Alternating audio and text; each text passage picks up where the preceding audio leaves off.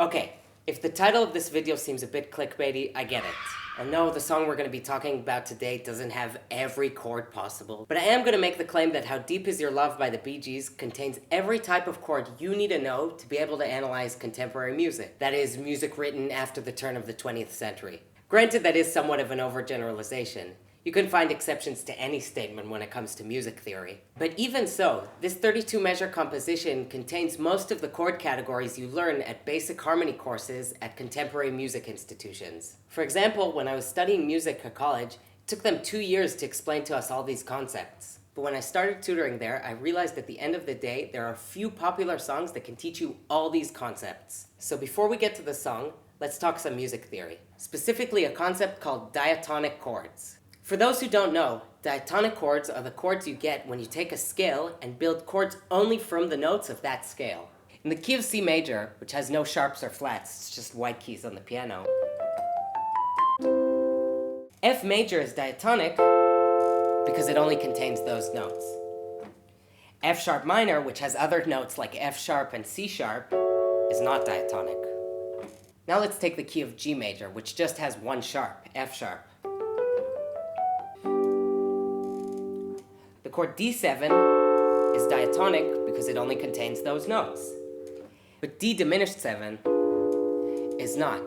By the way, don't be fooled by the fact that the note D is diatonic to G, because the subsequent notes of D diminished 7 aren't all diatonic. For instance, F natural and A flat. Now it seems the bulk of popular songs stay within the bounds of diatonic chords. And although more unique songs like How Deep Is Your Love break this mold, they don't just do it by using random non-diatonic chords. I mean, if I just use random non-diatonic chords after establishing a key, so let's do C again,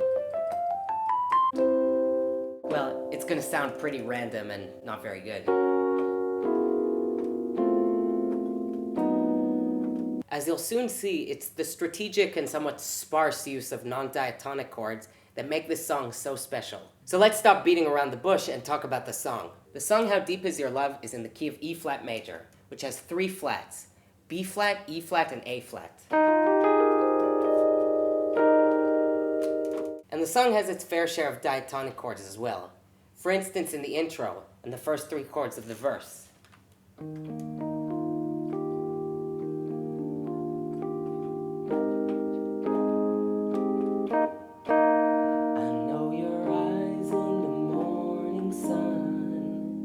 In the 4th measure, we get our first twist, a C7 chord.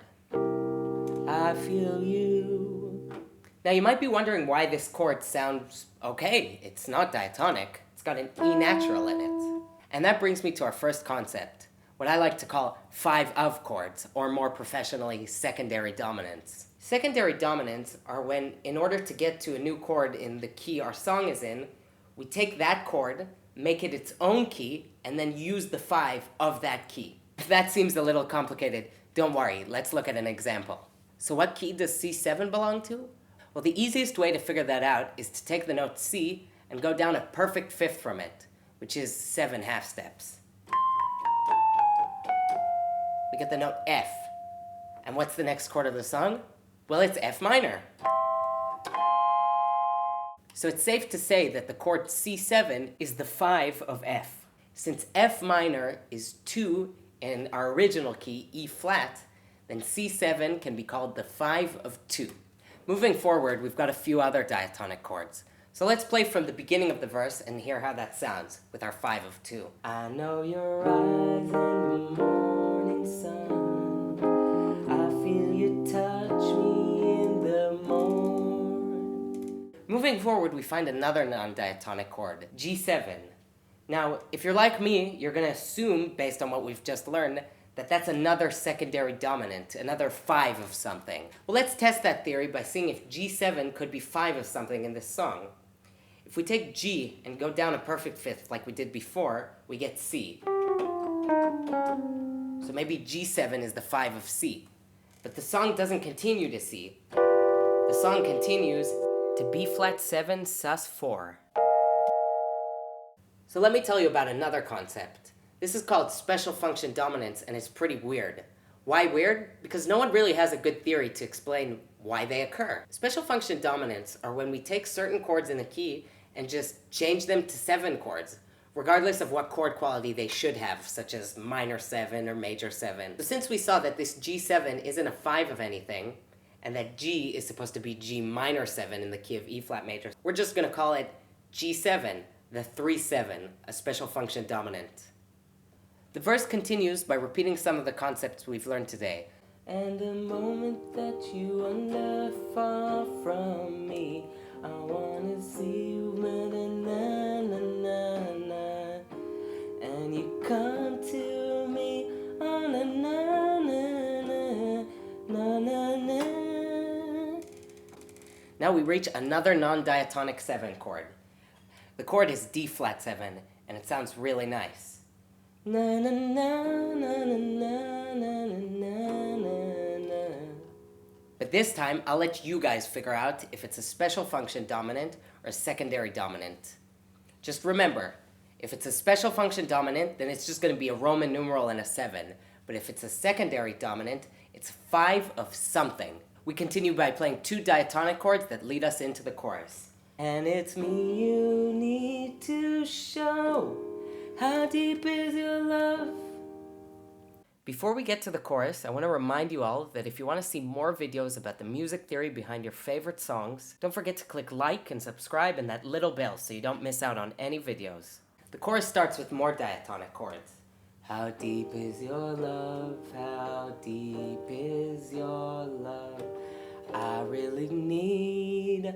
Until we get to our real money chord, A flat minor, which isn't diatonic because it has a C flat. And it belongs to a new category called Modal Interchange, which means borrowing chords from the parallel minor. When I say parallel minor, what I'm referring to is the minor key that stems from the same note as the major key of the song we're in. Take a look at the chords we get from E flat minor. There's that A flat minor, labeled 4 minor. This chord in particular seems to appear really often in contemporary music. The Beatles used it a ton, and they're kind of known for it, but many before them and after them used it as well. Finally, the song culminates with a beautiful descending progression, taking into account most of the chords we've learned today. It starts with our 1 chord, E flat major. Moving to another chord borrowed from the minor, B flat minor, with a D flat in the bass for some nice bass movement. Goes to a C, the 5 of 2, reminding us once again of that secondary dominant concept we learned about earlier. Goes to a 2, wrapping it all up with that 4 minor chord. The money chord once more. And look at that! In just a few minutes, we've covered a comprehensive list of non-diatonic chords that you can use in your own songs. The Bee Gees managed to do this within just a minute of a short and sweet pop tune whose fans span a generation. Pretty impressive, if you ask me. Thanks for watching, and I'll see you next time.